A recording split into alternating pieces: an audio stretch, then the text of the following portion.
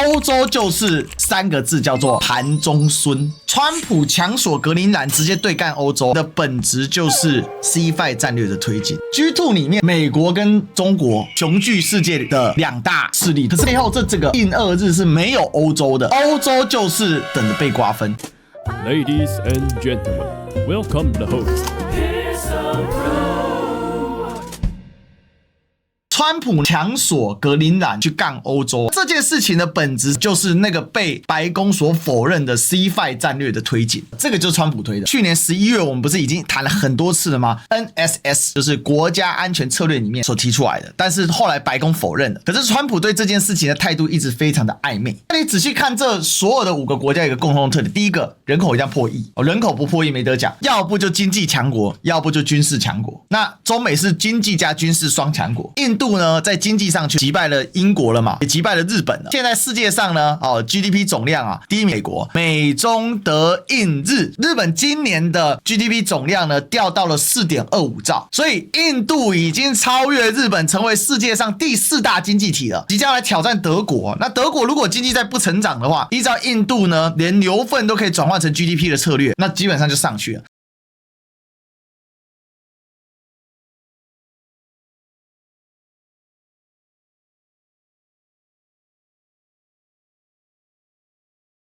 Greenlands belong to the Greenlanders， 就是說格陵蘭屬於格陵蘭等等，這是格陵蘭的國旗啦。你要說格陵蘭怎麼會有國旗呢？因為其實在格陵蘭的實質狀態，它事實上是個自治領。這個自治領的概念是它的主權實質上最上層主權，當然目前是屬於丹麥沒錯，但是它已經幾乎擁有自己全部的主權。那為什麼格陵蘭不獨立呢？因為格陵蘭太窮了格陵蘭它的政府是沒有辦法自持的因為格陵蘭的問題在於說它的開發度很低，所以導致呢格陵蘭雖然有超級豐富的礦產，好像這個是格陵蘭的地下的礦產，中間有一大片的冰冰層底下有什麼我們還不知道。現在這個是它有探明的地方那你可以看到各種礦產而且格陵蘭近年來不管怎麼投票，比如說像格陵蘭的5個主要的政黨格陵蘭也是有政黨，它是採議會制的一個政府，它就是一個準國家的概念雖然它叫自治領，它事實上它已經進入一個準國家的意涵了。它雖然也奉這個丹麥女王作為名義上的元首，但整體來講它就是一個準國家的一個組構，只是說因為財政一直無法自己，所以每一次格陵蘭的獨立公投都卡在這一關上面。還有因為格陵蘭跟丹麥也跟很久了，跟了好幾百，所以事實上這個獨立意願就一直在那邊上上下下上上下下那這一次算是川普把這件事給炒熱了所以呢美國就是看準了這一點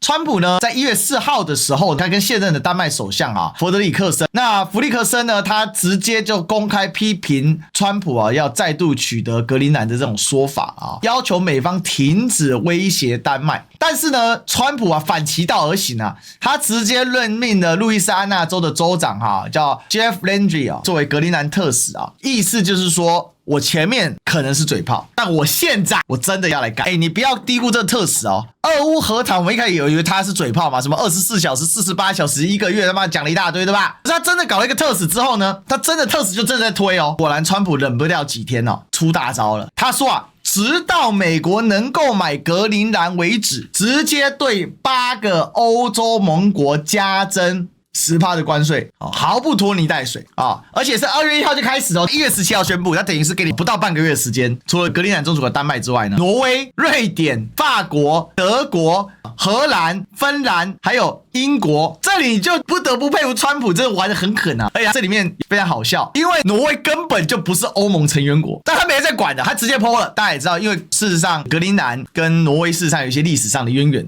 但是他基本上把北約搞成一起嘛。到了1月18號，歐洲國家集體紅溫因為首先呢，他基本上把歐洲的3大國都給加進去了嘛，法國、德國還有英國嘛。那你這有沒有發現呢？其實他就是把跟北大西洋比較有關聯性的國家加進去了。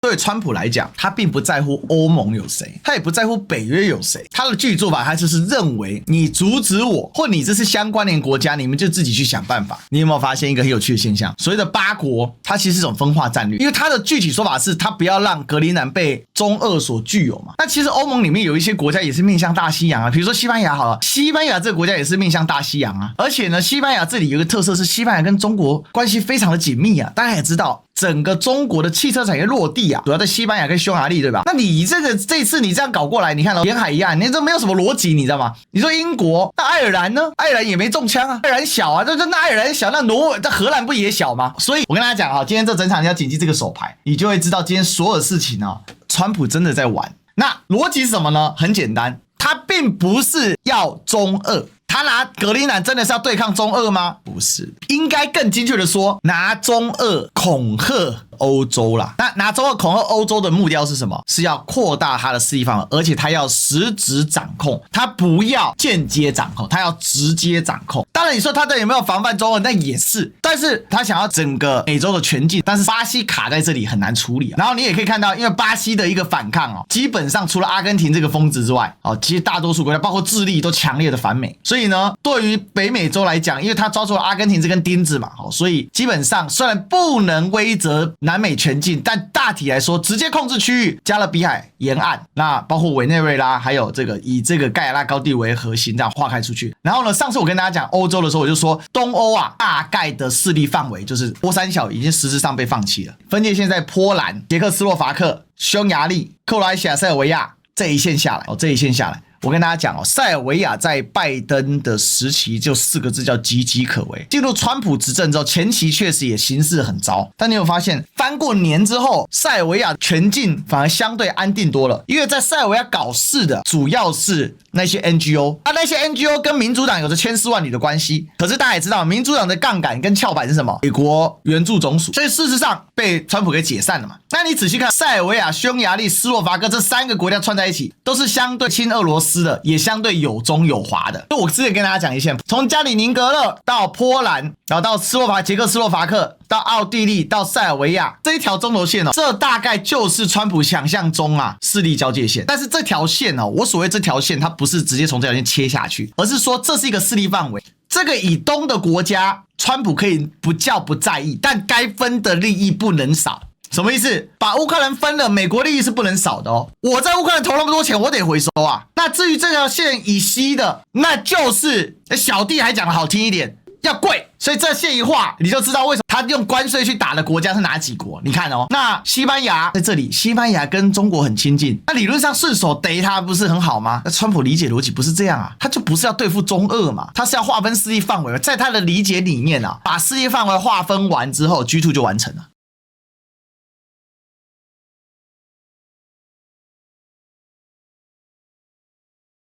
所以中國大陸的外交部就講了，不要拿中國當作要挾的借口。好家伙，這也是大陸外交部，一眼就看穿了這個事情。外交部發言人講，美國不要拿中國威脅當作借口追求私利，強調以聯合國憲章為基礎的國際法秩序要被維護。所以我講這套不是我亂講的，真的是有脈絡。好，再來，為什麼說這條線你似曾相識？因為這條線雖然沒有回到蘇聯時期的邊界，蘇聯時期邊界在哪裡？大家想啊，在冷戰時期的話，冷戰時期是這樣子，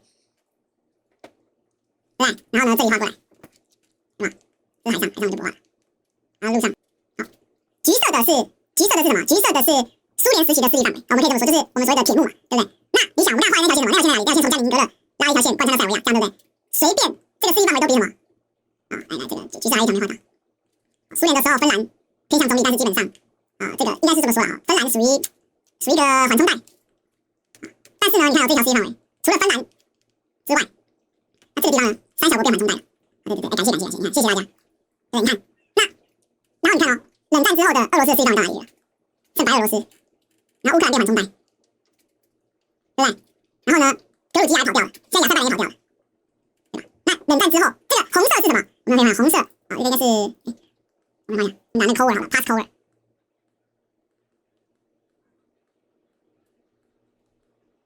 對不對？紫色呢是可能的 C5， 橘色呢是在冷戰的時候那些西到不了了，好吧 ？OK。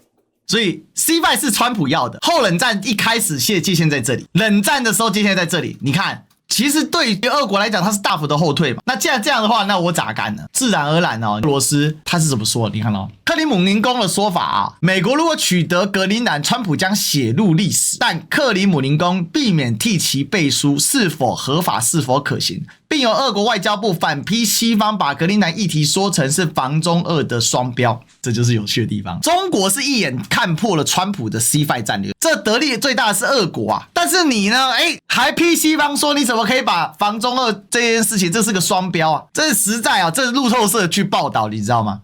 所以俄羅斯是這個在偷笑的，所以在這一點上，你就可以理解說我為什麼剛才畫了這條線，我紫色的這條線。事實上是讓整個莫斯科爽到，但這也就是為什麼川普在索討格陵蘭的時候，他基本上他所制裁的國家，很明顯就是在針對講白，在歐洲裡面他認為比較不乖的啦，意識形態比較強烈的這幾個國家，他就來這樣主打一個制裁他們。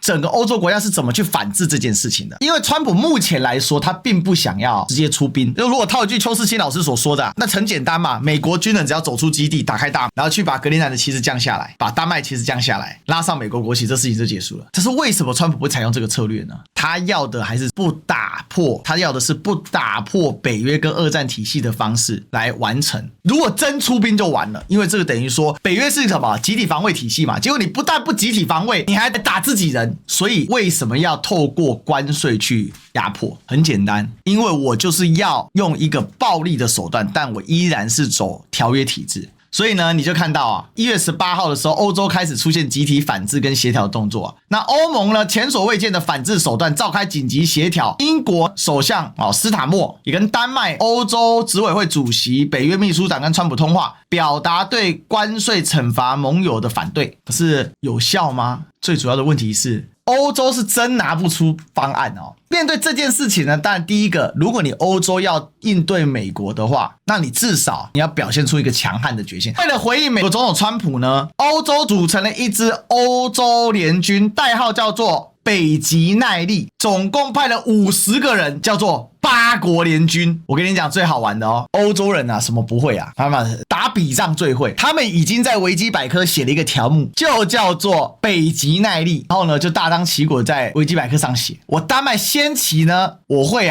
把部隊提升到150人大軍。那你倒是肚子一下啊。他說在2026年1月15號，根據報道，2架丹麥的洛克希德馬丁 F-15閃電戰機已經呢被安置到部署到冰島。不是吧，哥們，你連把戰機派到格陵蘭你都不敢，你派到冰島要幹嘛呢？這實在是太荒謬了。那你還大張旗鼓寫了一個維基百科，剛才派去而已啊。就在1月18號，他們離開了。我的天哪，你才剛剛看到他派到。最扯的事情是，荷蘭的國防部長他竟然還說，我們應該會在短期內派更多的士兵。是的。段子你知道嗎？這些都是官方宣布的行動，所以這是一個很可悲的事實啊。就是說，其實川普這一舉基本上已經是看穿了北約這些國家的虛偽，就他們事實上他們是完全沒有辦法離開美國的保護，就是因為這個樣子所以目前來講呢，這整件事情，歐洲的底線叫做沒有底線。更可笑的事情是，現在北約的秘書長呂特他是之前荷蘭的首相嘛，他呢緊急的會見了丹麥國防部長，然後格陵蘭的外長。問題是會見這個要幹嘛呢？有什麼意義嗎？重點不是在這裡，你北約老闆是美國，你不去幫大家成員國去跟美國抗議，結果你跑去跟受害者說我們要努力來協防啊！不是那美國要進來，你北約你找這個丹麥跟格陵蘭有什麼用呢？然後那這整件事很有意思因為我一開始的開頭我就講了，這是個 C5 戰略。川普他是真的想併吞格陵蘭沒有錯，但是這也是他的 C5 戰略，也就是他在測試歐洲是如何的軟弱。Why do we have to take over Greenland? If we don't do it, Russia or China will take over Greenland, and we're not going to have Russia or China as a neighbor.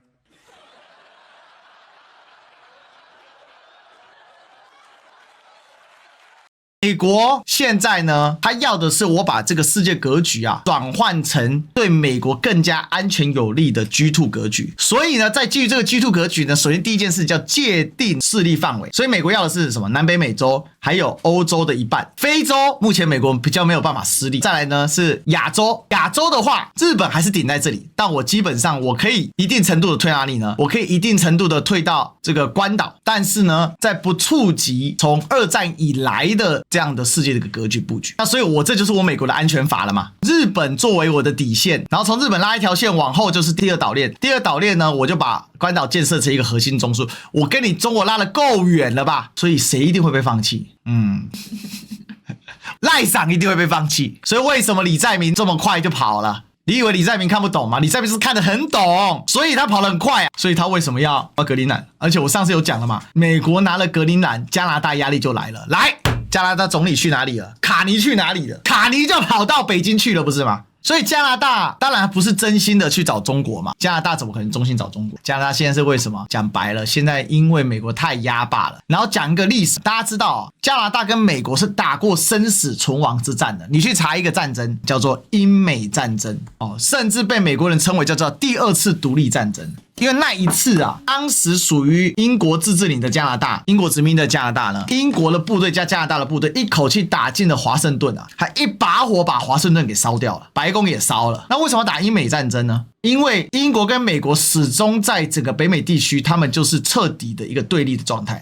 從各種的地理條件來說，英國取得的加拿大，它的整個條件是比美國來的差的嘛。可是差別是什麼？在英國作為世界霸主的時期啊，他的國力碾壓了美國一頭，所以他可以透過支持加拿大的方式來碾壓美國。這也造成美國的一個歷史很簡單一個邏輯嘛，加拿大從來不是什麼善財啊，加美從來不是一體啊。所以只要有機會打壓加拿大，美國從來沒有手軟。所以我們可以歸納出川普死咬格陵蘭啊4個點。第一，實質上的要來扼控整個北極的航道跟戰略地緣，在北極裡面佔據最大面積的其實就是格陵蘭200多萬平方公里，並且呢，主要航道都受到了格陵蘭的監控，因為格陵蘭剛好卡在航道的出口這裡，雖然這個範圍是很大的。第二個是關鍵礦物，第三個是對盟邦的服從度的測試。就是格陵蘭，我就是要來跟你交易。其實上這是不是安全議題的，它这是個主權議題呀，把主權議題跟關稅綁在一起。你不割領土給我，我就關稅懲罰你，那就代表說我是可以給你交易的。那當然背後除了主權議題之外是什麼呢？就是把主權議題這個格陵蘭背後，他用中俄的威脅，所以就是要把安全議題再給包進來。第四個，透過外部擴張來轉移國內敘事，所以在這樣的一個情況之下，歐洲竟然沒有辦法形成有效的抵抗力量，這是何等可悲！但這也代表什麼？這也代表歐洲真的是徹底的衰弱。所以這4個呢，你就可以去理解說，川普到底在打算的是什麼東西啊？主權能夠被標價，能夠用關稅來換取的時候，那這個關稅是無。所以川普最近發了一篇圖啊，關稅之王。他的想象很清楚，我就是利用關稅來達到這個議題的標準。而且你看各位，這張圖很有歷史上的意涵。帝國主義者在桌面上劃分全世界的時候，就是壓着桌子。這當然啊，是當時中國要被瓜分的瓜分危機嘛，這是一個妥妥的帝國主義的一個樣態。但是有這個可笑的地方是，今天帝國主義反向的對歐洲人來施予。當年帝國主義者，英國、德國、法國，現在自己變成桌上的啊。所以我們從這個邏輯去理解之後，你就會知道說，為什麼今天我一直講 C5 是有我的原因的。那為什麼歐洲大血包呢？因為如果不吸血歐洲，還要吸血誰？還有誰可以被川普這樣吸血？但是當然中國是有破局之法。中國的破局之法是什麼？我一直講中國的破局之法叫做 CRN， 讓世界走向更多极化。當世界走向更多极化的時候，你要透過 G2 來控制全世界的邏輯就會被打破嘛。但是美國的做法是什麼？我拉 G2， 我知道 G2 控制不了世界啊，所以呢，我会再把什麼 G2 再往上升一級，叫到 C5， 也就是透過 G2 這個核心，我再往外擴一級到 C5， 透過這個 C5 可以達成我的 G2， 也就是 C5 跟 G2 是互補相成，所以呢，打壓歐洲是貫徹 C5 戰略啊 C5 戰略的一個核心邏輯啊，這就是為什麼要強鎖格陵蘭。強鎖格陵蘭當然有很多的目標我們都講了，但是打壓歐洲是一個當中非常非常重要的一環，只有透過打壓歐洲才可以繼續維繫着，或者是更大的去擴張美國在 G2 戰略當中，它能夠鞏固住它的地緣的一個強度，這是一個必然的。